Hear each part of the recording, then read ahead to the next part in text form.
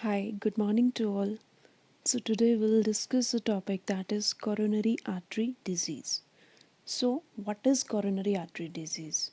As the name indicates, it is a problem in your coronary arteries.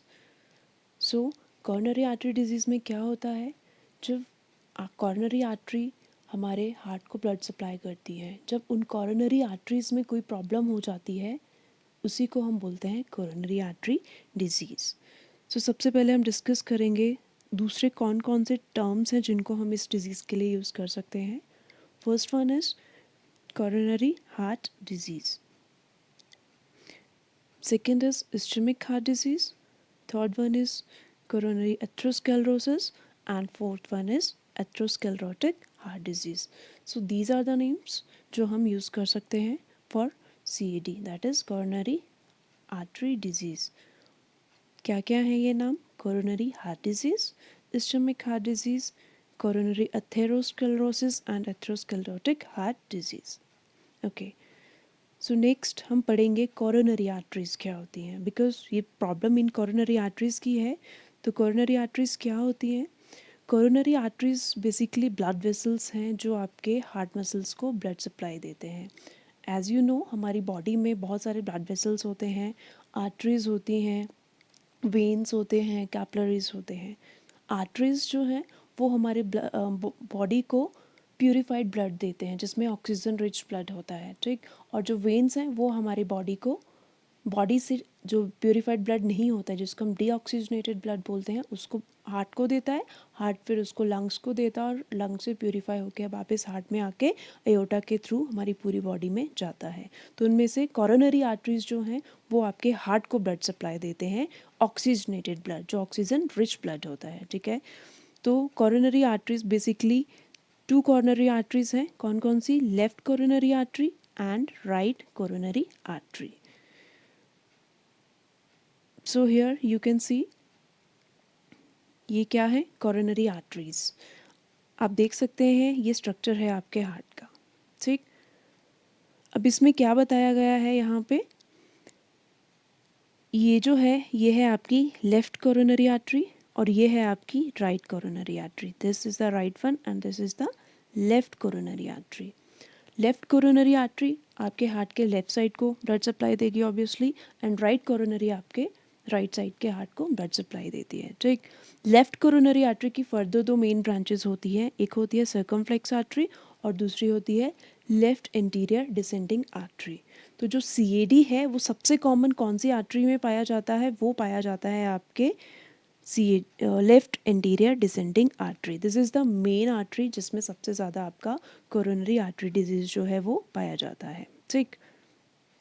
Next एक term पढ़ेंगे जिसको हम बोलते हैं प्लाक, बिकॉज ये टर्म हमारे पूरे इस डिजीज़ कंडीशन में बार बार यूज़ होगी तो इसको हम पहले थोड़ा सा डिस्कस कर लेते हैं. तो प्लाक जिसको हम एथ्रोमा भी बोलते हैं, as you can see here this is the plaque और एथ्रोमा, ठीक. सो प्लाक क्या होता है? Plaque is made up of deposits of fatty substances like cholesterol, cellular wastes and calciums. तो प्लाक हमने क्या बोला? ये एक ऐसा सब्सटेंस है, फैटी सब्सटेंस बोलते हैं, जो हमारे बेसिकली कोलेस्ट्रॉल, अगर किसी की बॉडी में कोलेस्ट्रॉल का लेवल इंक्रीज़ है उससे बन सकता है, सेल का कुछ वेस्ट प्रोडक्ट है उससे बन सकता है, बॉडी में कैल्शियम लेवल इंक्रीज़ हो गया उस सबसे बन सकता है. इन तीनों चीज़ों से क्या बन सकता है? प्लाक बन सकता है, ठीक है. पर बेसिकली जो प्लाक फॉर्मेशन और एथ्रोमा फॉर्मेशन होती है तो वो किस चीज़ से होती है? कोलेस्ट्रॉल से, ठीक है. तो अब कोलेस्ट्रॉल में कोलेस्ट्रॉल के अलावा और भी चीज़ें आती हैं, LDL होता है, HDL होता है. तो अगर इनका लेवल हमारे ब्लड में इंक्रीज़ हो जाए तो ये ऑब्वियसली क्या बनाएगा? प्लाक बनाएगा, ठीक. प्लाक दिखने में कैसा होता है? आप यहाँ पे इस पिक्चर में क्लियरली देख सकते हैं कि प्लाक कैसा है. ये है आपकी नॉर्मल आर्टरी जो अभी हमने बात करी. कौन सी आर्टरी? Coronary artery. यहाँ पे आप देख सकते हो उसका सा यहाँ से एक पार्ट उठाया है. This is the part from blood vessel, that is artery, coronary artery, ठीक. तो प्लाक क्या है? आप यहाँ पे ये येलो सब्सटेंस देख रहे हैं इस नेक्स्ट ब्लड वेसल में, ठीक है. ये येलो सब्सटेंस क्या है? बेसिकली ये जो फैटी सब्सटेंस है जो हमने अभी बात करा कि जो आपके हाई कोलेस्ट्रॉल की वजह से, हाई लो डेंसिटी लिपोप्रोटीन की वजह से आपके ब्लड वेसल्स में यहाँ पे एक जमना स्टार्ट हो जाता है, आप बोल सकते हो, ठीक है। तो उसी को हम बोलते हैं प्लाक फॉर्मेशन, ठीक है। तो सीएडी में हम प्लाक क्यों पढ़ रहे हैं? बिकॉज सीएडी यही कंडीशन है जिसमें आपके कोरोनरी आर्टरी में ये प्लाक और एथ्रोमा फॉर्मेशन हो जाता है। जिससे होता क्या है, जो आपके ब्लड वेसल्स आपके हार्ट को ब्लड सप्लाई देते हैं वो ऑब्स्ट्रक्ट हो जाते हैं, उनमें ब्लॉकेज हो जाती है, जिसकी वजह से आपके हार्ट के मसल्स को प्रॉपर्ली ब्लड सप्लाई नहीं मिल पाती है। तो यही सीएडी में होता है, ठीक। तो अब हम स्टार्ट करते हैं अपना disorder, that is coronary artery disease. So first we will discuss the definition. So what is the definition of coronary artery disease? So as you can see, coronary artery disease is the narrowing or blockage of the coronary arteries due to build-up of plaque in the vessel wall. क्या बोला यहाँ पे? Coronary artery disease एक ऐसी condition है जिसमें आपकी coronary arteries जो हैं नैरो हो जाती हैं या फिर ब्लॉक हो जाती हैं। किसकी वजह से? प्लाक फॉर्मेशन की वजह से, ठीक। सो फर्स्ट डेफिनेशन ये बोल रही है। Second is coronary artery develop when plaque build up in the coronary artery and it become narrow or blocked and causes less blood supply to the myocardium. यहाँ पे भी सेम वही meaning है कि यहाँ पे आपकी कोरोनरी आर्टरी में प्लाक बिल्डअप होता है जिससे वो क्या हो जाती हैं, ब्लॉक हो जाती हैं, और आपके हार्ट की मसल दैट इज़ मायोकार्डियम को यहाँ पे कम ब्लड मिलता है, जिससे आपका मायोकार्डियम धीरे धीरे डैमेज होना स्टार्ट हो जाता है, ठीक। सो ये दो डेफिनेशंस हैं सीएडी की। फर्स्ट है कि इट इज़ अ नैरोइंग और blockage of coronary arteries due to buildup of plaque in the vessel wall, and second is CAD develop when plaque build up in the coronary arteries and it become narrow or blocked and causes less blood supply to the myocardium. And this is the condition जो affect करता है heart को, और ये सारे heart disorder में सबसे common disorder है, ये बात याद रखनी है, ठीक है। So this is the definition of the coronary artery disease. So next ये पिक्चर है, इसमें आप देख सकते हो कैसे प्रॉब्लम अराइज हो रही है और कैसे ये आगे उसको लीड कर रही है, ठीक। तो सबसे पहले ये एक हेल्दी आर्टरी है, ठीक। धीरे धीरे यहाँ पे क्या है, फैट डिपॉजिट, ये येलो वाला पार्ट फैट डिपॉजिट हो रहा है, मतलब प्लाक बनना स्टार्ट हुआ है। धीरे धीरे ये प्लाक क्या है, ग्रो करा और इसने आपके आर्टरी को ऑब्स्ट्रक्ट कर दिया, ठीक है। अभी पूरी तरह से नहीं किया बट थोड़ा उसने ऑब्स्ट्रक्ट किया। नेक्स्ट जो लास्ट वाला है उसमें आप देख सकते हो, इसमें आपकी कॉर्नरी आर्टरी पूरी तरह से ब्लॉक हो गई है, और अब आपका जो ये मायोकार्डियम वाला एरिया है इसको ब्लड सप्लाई यहाँ से ऑब्स्ट्रक्ट हो गई है, जिसकी वजह से मायोकार्डियम में इस्चीमिया होता है और मायोकार्डियम के जो सेल्स हैं धीरे धीरे वो उनमें डेथ होना वो स्टार्ट हो जाते हैं, ठीक। सो ये कोरोनरी आर्टरी डिजीज़ है। नेक्स्ट हम डिस्कस करेंगे कॉजेज़ कि क्या कॉजेज़ हैं कोरोनरी आर्टरी डिजीज़ के, ठीक है। तो कोरोनरी आर्टरी डिजीज़ का सबसे जो कॉमन कॉज है वो है आपका एथेरोस्क्लेरोसिस। तो एथेरोस्क्लेरोसिस बेसिकली होता क्या है, ये आपका जो प्लाक है, ठीक है, जो प्लाक आपका बिल्ड होता है कोरोनरी आर्टरी की लाइनिंग में, उस प्रोसेस को हम बोलते हैं एथेरोस्क्लेरोसिस। तो atherosclerosis is what, it is a type of thickening और hardening of the artery caused by buildup of plaque in the lining of the artery. यही हमने अभी बोला कि एथेरोस्क्लेरोसिस क्या है। इसमें जो प्लाक है वो धीरे धीरे आपके blood vessel that is artery उसकी वॉल में धीरे धीरे वहाँ पे बिल्डअप होना स्टार्ट हो जाता है, उसी के लिए टर्म यूज़ की गई है atherosclerosis. So this is the main cause for CAD, ठीक। बट कॉजेज़ के अलावा कुछ रिस्क फैक्टर्स हैं, ठीक है, जो सीएडी लीड करते हैं। तो जो हमारे रिस्क फैक्टर्स हैं वो बेसिकली दो उसमें डिवाइड है। एक होते हैं non modifiable risk factors. Non modifiable risk factor means जिनको हम मॉडिफाई नहीं कर सकते हैं, ठीक। तो ऐसे कौन से फैक्टर्स हैं जिनको हम मॉडिफाई नहीं कर सकते हैं, तो इसमें आते हैं आपके, सबसे पहले आता है आपका फैमिली हिस्ट्री। अगर हमारी फैमिली में किसी को ये डिजीज़ कंडीशन है देन देयर आर चांसेस कि हमारी नेक्स्ट जनरेशन में, हमें या हमारी नेक्स्ट जनरेशन में ये डिजीज़ हो जाए, ठीक। सेकंड आता है इंक्रीजिंग एज। जैसे जैसे हमारी एज बढ़ती है वैसे वैसे क्या होता है, हमारे ब्लड वेसल्स डैमेज होना स्टार्ट होते हैं, उनकी इलास्टिसिटी ख़त्म होती है, जिसकी वजह से इंक्रीजिंग एज के साथ हमारा ये डिजीज़ कंडीशन होने के चांसेस इंक्रीज हो जाते हैं। ठीक, नेक्स्ट आता है मेल जेंडर। मेल पर्सनस में ये ज़्यादा होता है as compare to women, but जो प्री मीनोपॉजल वुमेन है उनमें मेन के कंपैरिजन कम होता है, बट नॉर्मल वुमेन के कंपैरिजन मीनोपॉजल वुमेन में ज़्यादा होता है। ठीक, एंड रेस, रेस मीन्स कि कौन से जो प्रजाति के लोग हैं उनमें ये ज़्यादा होता है। तो जो अफ्रीकन अमेरिकन लोग होते हैं उन लोगों में CAD होने के चांसेस बहुत ज़्यादा रहते हैं। So these are the non modifiable risk factors. Next हम पढ़ेंगे modifiable risk factors. So modifiable risk factors includes, first is high blood cholesterol level, means जब हमारी बॉडी में कोलेस्ट्रॉल का लेवल इंक्रीज़ हो जाता है। ठीक, अब ये कोलेस्ट्रॉल हम काफ़ी टाइम ये टर्म यूज़ कर चुके हैं अभी तक। तो कोलेस्ट्रॉल होता क्या है? कोलेस्ट्रॉल हमारी बॉडी में एक फैटी सब्सटेंस होता है, ठीक है, जिसकी ज़रूरत हमारी बॉडी को नॉर्मल फंक्शनिंग के लिए चाहिए होती है। नॉर्मल फंक्शनिंग कौन कौन सी? जैसे ये सेल वॉल अगर किसी वजह से डैमेज हो गई है या टिश्यू डैमेज हो गया, इंजरी होगी उनमें, तो उसको रिपेयर करने में हेल्प करता है। ठीक, सेकंड, ये विटामिन डी की प्रोडक्शन में हेल्प करता है। ठीक, उसके अलावा ये बहुत टाइप के हार्मोन्स बनाने में भी हेल्प करता है। ठीक है, तो अगर एक लिमिटेड अमाउंट में हमारी बॉडी में कोलेस्ट्रॉल है तो कोई प्रॉब्लम नहीं है, पर जब इसका लेवल बॉडी में इंक्रीज़ हो जाता है तब ये धीरे धीरे आपके ब्लड वेसल्स में बिल्डअप होना स्टार्ट हो जाता है। तो नॉर्मल अमाउंट जो है आपका कोलेस्ट्रॉल का वो कितना होना चाहिए? लेस देन 200 mg पर DL। 200 mg पर DL से कम हमारा जो है कोलेस्ट्रॉल का लेवल होना चाहिए। ठीक, अगर इससे ज़्यादा होता है तो रिस्क जैसे जैसे ज़्यादा होगा वैसे वैसे यहाँ पे ये CAD होने के चांसेस इंक्रीज हो जाते हैं। ठीक, सो नेक्स्ट आता है after high blood cholesterol level, next is unhealthy diet. अगर हम डाइट जो है वो अनहेल्दी ले रहे हैं, लाइक आजकल बहुत सारी चीज़ें हम बाहर से खाते हैं, ठीक है, जो चिप्स हो गए, बहुत सारे फ्राइड चीज़ें, बहुत सारी चीज़ें, ठीक है, तो अगर ऐसी चीज़ें हम खाएंगे, ठीक है, उनका कंजप्शन अगर हम ज़्यादा करेंगे तो होगा क्या?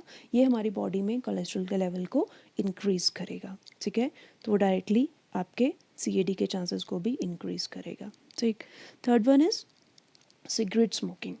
सो सिगरेट स्मोकिंग बेसिकली क्या करता है? एज यू नो कि सिगरेट में बहुत सारा टार, निकोटिन सब चीज़ें होती हैं, ठीक है, तो ये केमिकल्स हमारे जो ब्लड वेसल्स हैं उसकी लाइनिंग को डैमेज करते हैं। जैसे आपका ब्लड वेसल है कोई भी, ठीक है, ये इसकी लाइनिंग है, एंडोथेलियम जिसको हम बोलते हैं, ठीक है, इस लाइनिंग में ये जो टार, निकोटिन सारी चीज़ें ये मतलब जब यहाँ पे कांटेक्ट में आती हैं तो इसको ये इंजर कर देती हैं। जब यहाँ पे इंजरी होगी इसकी वजह से तो क्या होगा? अब अगर आपके ब्लड में यहाँ पे आपका कोलेस्ट्रॉल का लेवल बहुत ज़्यादा है, ठीक है, तो इंजर्ड एरिया में आके ये इजीली स्टिक होगा और ऐसे ऐसे आपका यहाँ पे ये क्या बना देगा? प्लाक बना देगा। ठीक, तो उसी को हम बोलते हैं CAD। ठीक है, नेक्स्ट टोबैको यूज़। तो टोबैको भी आपको पता है ये भी हार्मफुल है, ठीक है, तो ये भी आपके ब्लड वेसल्स की लाइनिंग को डैमेज करता है, ठीक है, जिससे क्या है आपका CAD होने के चांसेस इंक्रीज हो जाते हैं। Next is high blood pressure.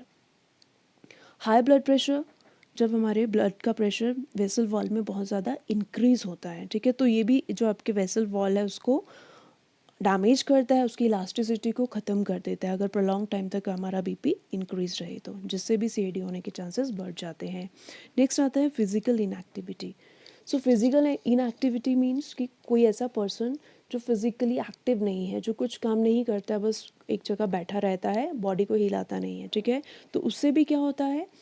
धीरे धीरे जो हमारा ब्लड है वो स्टैग्नेट होता है, ब्लड रुकना स्टार्ट होता है, वो प्रॉपर्ली फ्लो नहीं करता है, जिससे भी क्या है थ्रोम्बस फॉर्मेशन के चांसेस होते हैं, प्लाक बनने के चांसेस रहते हैं और ये भी CAD लीड कर सकता है। नेक्स्ट आता है obesity. So obesity as you know, ठीक है, हमारी बॉडी में बहुत ज़्यादा फैट होता है, तो ऑब्वियसली फैट इंक्रीज होगा तो कोलेस्ट्रॉल भी इंक्रीज होगा, कोलेस्ट्रॉल इंक्रीज होगा तो CAD बनेगा। सेकेंड, जो ओबेसिटी है वो हमारे ये ट्राइग्लिसराइड्स आ रहे हैं, जो LDL HDL आ रहे हैं, इनके लेवल को इंक्रीज़ करा देता है, जिससे CAD होने के चांसेस रहते हैं। ठीक, नेक्स्ट आता है diabetes mellitus. So as you know diabetes जो है बहुत सारे जो प्रॉब्लम्स है उनका एक ओरिजिन पॉइंट है, ठीक है। तो डायबिटीज़ में एज यू नो कि ग्लूकोज लेवल जो है हमारी बॉडी में इंक्रीज़ हो जाता है, बिकॉज आपकी बॉडी इंसुलिन को पूरी तरह से कंज्यूम नहीं कर पाती है, ठीक है। तो जिसकी वजह से हमारा लिपिड मेटाबॉलिज्म भी ऑल्टर्ड होता है, ठीक है। कौन सा मेटाबॉलिज्म? लिपिड मेटाबॉलिज्म, मतलब जो हमारे ये हैं लिपिड्स, वो मेटाबोलाइज प्रॉपरली नहीं हो पाते हैं, ठीक है। तो अगर ये लिपिड मेटाबोलाइज नहीं होंगे तो ऑब्वियसली ब्लड में इनका लेवल इंक्रीज होना स्टार्ट हो जाएगा। तो हमारा कोलेस्ट्रॉल का लेवल, हमारा एलडीएल का लेवल, हमारा ट्राइग्लिसराइड, इन सब का लेवल बॉडी में इंक्रीज होना स्टार्ट हो जाएगा, ठीक है। तो ऐसे ये हमारे सीएडी को कॉज करता है। And one more is that is lack of oestrogen in the womens, ठीक है। जो वुमेन्स, अभी मैंने बताया था आपको कि जो प्री मीनोपोजल वुमेन होती हैं उनमें चांसेस कम होते हैं, और जो पोस्ट मीनोपोजल, जो मीनोपोज के बाद वाली वुमेन्स होती हैं उनमें सीएडी होने के चांसेस ज़्यादा रहते हैं। क्यों? बिकॉज पोस्ट मीनोपोजल वुमेन्स में जो ईस्ट्रोजन का लेवल है वो बॉडी में डिक्रीज होना स्टार्ट होता है, ठीक है। और ईस्ट्रोजन क्या करता है? ये लीवर पे एक्ट करता है। लीवर पे ये जब एक्ट करता है तो ये हमारे कोलेस्ट्रॉल के लेवल को एक मेंटेन करके रखता है, ठीक है। बट अगर ईस्ट्रोजन का लेवल बॉडी में डिक्रीज होगा तो ऑब्वियसली ये हमारे कोलेस्ट्रॉल लेवल को मेंटेन नहीं करेगा, जिसकी वजह से वो इंक्रीज हो जाएगा, ठीक है। So these are the modifiable risk factors. कौन कौन से हमने पढ़े?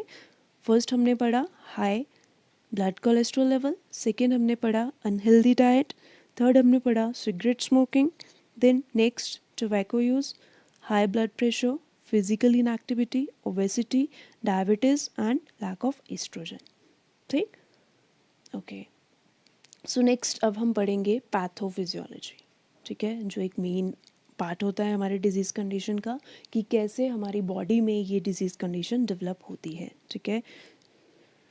सो पैथोफिजियोलॉजी में हम स्टार्ट करते हैं इटियोलॉजी से, ठीक है। सो क्या है? ड्यू टू इटियोलॉजी, इटियोलॉजी अभी हमने बहुत सारी पढ़ी। कोलेस्ट्रॉल लेवल इंक्रीज है, स्मोकिंग है, हाई ब्लड प्रेशर है, डायबिटीज़ है, इनएक्टिविटी है, ठीक है। तो इन सब फैक्टर्स की वजह से क्या है, जो आपका ब्लड वेसल है, ठीक, ये ब्लड वेसल है, इसकी ये 3 लेयर्स होती हैं, tunica intima, tunica media and tunica adventitia, ठीक। जो ट्यूनिका इंटीमा है इसका जो सबसे अंदर वाला लेयर है उसको हम बोलते हैं एंडोथीलियम, ठीक है। तो इसकी वजह से होता क्या है, ये एंडोथीलियम जो लाइनिंग है ये डैमेज होना स्टार्ट हो जाती है, उसमें इंजुरी हो जाती है। आप देख सकते हो हमने यहाँ पे लिखा है like due to aetiological factor injury हुई आपके एंडोथीलियम में, ठीक है, जो आपकी ट्यूनिका इंटीमा को लाइन करता है, ठीक है। जो आपका एंडोथीलियम में इंजरी हुई उसकी वजह से क्या होगा, वहाँ पे धीरे धीरे फैट जो है वो एक्यूमुलेट होना स्टार्ट हो जाएगा। अब ये वाला एरिया इंजर्ड है तो यहाँ पे धीरे धीरे फैट जो है वो डेवलप होना स्टार्ट हो जाएगा, अगर आपकी ब्लड में कोलेस्ट्रॉल का लेवल इंक्रीज है, ठीक है। अब ये होने की वजह से नेक्स्ट क्या होगा, जो प्लाक है वो धीरे धीरे बिल्डअप होएगा, बढ़ता जाएगा। जैसे अभी हमने देखा ये लाइनिंग थी, ये डैमेज हुई, प्लाक बनना स्टार्ट हुआ, धीरे धीरे ये ऐसे ऐसे बिल्डअप होता जाएगा, इसका साइज बढ़ेगा और ये धीरे धीरे नेक्स्ट क्या हो जाएगा, increase in size and hard हो जाएगा, ठीक। अब इसकी वजह से क्या है, यहाँ पे ऑब्स्ट्रक्शन हो गई, ठीक। अब मान लो ये वाला पार्ट जो है ये है तो आपका हार्ट, ठीक है। अब ये कोरोनरी आर्टरी इस वाले पार्ट को ब्लड सप्लाई दे रही है, ठीक है। तो अब यहाँ पे जो एरिया है, दिस एरिया, ये क्या है, नैरो हो गया है, ऑब्स्ट्रक्ट हो गया है, ठीक है। तो अब जो ब्लड सप्लाई है इस एरिया को वो कम जाएगी, ठीक है। यही हमने नेक्स्ट लिखा है, this causes obstruction in the blood flow in the coronary artery, ठीक है। कॉर्नरी आर्टरी में ऑब्स्ट्रक्शन होगी, कॉर्नरी आर्टरी में ऑब्स्ट्रक्शन होने से होता क्या है, ठीक है। जब कॉर्नरी आर्टरी में ऑब्स्ट्रक्शन हुई आपके मायोकार्डियम को ब्लड डिक्रीज हो गया, यहाँ पे यही लिखा है, ठीक है। तो उसके लिए टर्म होती है मायोकार्डियल इस्चीमिया। इस्चीमिया जो टर्म है उसका मतलब होता है डिक्रीज्ड ब्लड फ्लो, ठीक। तो मायोकार्डियल इस्चीमिया होगा, मायोकार्डियल इस्चीमिया जब होगा, ठीक है, कुछ केसेस में यहीं पे पेशेंट को चेस्ट पेन फील हो जाती है, वो डॉक्टर के पास जाता है और उसको सीएडी डायग्नोज हो जाता है, ठीक। कुछ केसेस में जो प्लाक है, ठीक, जो ये प्लाक है ये क्या है, पूरी तरह से आपके ब्लड वेसल को ऑब्स्ट्रक्ट कर देता है, ठीक है। जब ये पूरी तरह से ब्लड वेसल को ऑब्स्ट्रक्ट करेगा या प्लाक में से कोई पार्ट टूट के उससे आगे जाके ब्लड वेसल को ऐसे पूरी तरह ऑब्स्ट्रक्ट करेगा, if plaque completely obstruct the coronary artery, तब रिजल्ट क्या होगा, रिजल्ट होगा मायोकार्डियल इन्फार्क्शन, मतलब हार्ट अटैक। बिकॉज अब ये वाला मायोकार्डियम है, इसको ब्लड सप्लाई पूरी तरह से ऑक्लूड हो गई है, तो इस मायोकार्डियम को बिल्कुल भी ब्लड सप्लाई नहीं मिलेगी और यहाँ के सेल्स एंड टिश्यूज जो हैं वो ख़त्म हो जाएंगे, डेड हो जाएंगे। उसी को हम बोलते हैं इन्फाक्शन और इसी का दूसरा नाम है हार्ट अटैक। सो एक बार फिर से देखते हैं पैथोफिजियोलॉजी क्या हुआ। Due to aetiological factor injury हुई एंडोथेलियम में, ठीक है। धीरे धीरे उस इंजरी वाले एरिया में फैट जो है वो एक्यूमुलेट होना स्टार्ट हो गया, ठीक। फिर उसके बाद धीरे धीरे प्लाक क्या है वहाँ पे बिल्डअप होना स्टार्ट हो गया, धीरे धीरे उसका साइज़ बढ़ा और वो हार्ड हुआ। उस प्लाक के साइज़ इंक्रीज होने की वजह से जो ब्लड फ्लो है कोरोनरी आर्टरी में वो कैसा हो गया, वो ऑब्स्ट्रक्टेड हो गया।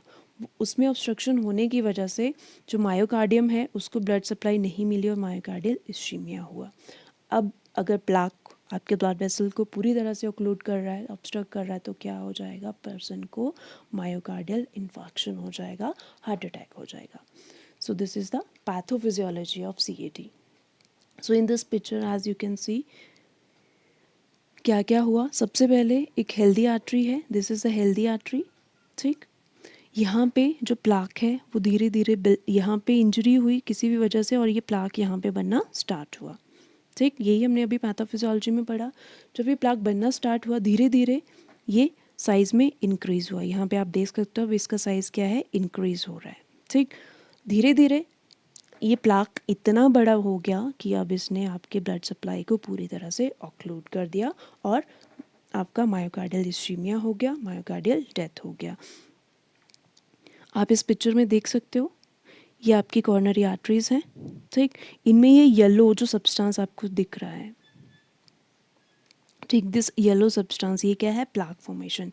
तो इस प्लाक ने क्या किया, इन कॉर्नरी आर्टरीज को ब्लॉक कर दिया है। जब ये कॉर्नरी आर्टरीज ब्लॉक हो गई हैं तो जिस भी कॉर्नरी आर्टरी में ये ब्लॉकेज हुई है और जिस पार्ट को वो ब्लड सप्लाई दे रही है, यहाँ पे ब्लड सप्लाई रुक जाएगी, इस एरिया का डेड हो जाएगा एरिया, ठीक है, सेल्स डिस्ट्रॉय हो जाएंगे। अगर ये वाली है तो यहाँ डिस्ट्रॉय हो जाएंगे, ये वाली है यहाँ डिस्ट्रॉय हो जाएंगे, जिससे मायोकार्डियल इन्फार्क्शन होगा जिसको हम हार्ट अटैक बोलते हैं। So thank you, this is all about the CAD, जिसमें आज हमने पढ़ा CAD क्या होता है, उसके डिफरेंट नेम्स क्या हैं, कॉर्नरी आर्टरीज क्या हैं, उनका फंक्शन क्या है, CAD की definition, causes, risk factors and pathophysiology. अब एक डिजीज़ कंडीशन में इसके अलावा भी बहुत सारी चीज़ें होती हैं, साइन एंड सिम्टम्स होते हैं, डायग्नोस्टिक टेस्ट होते हैं, मैनेजमेंट होती है, मेडिकल, सर्जिकल, नर्सिंग मैनेजमेंट, तो वो वाली चीज़ हम नेक्स्ट पार्ट में डिस्कस करेंगे। So thank you.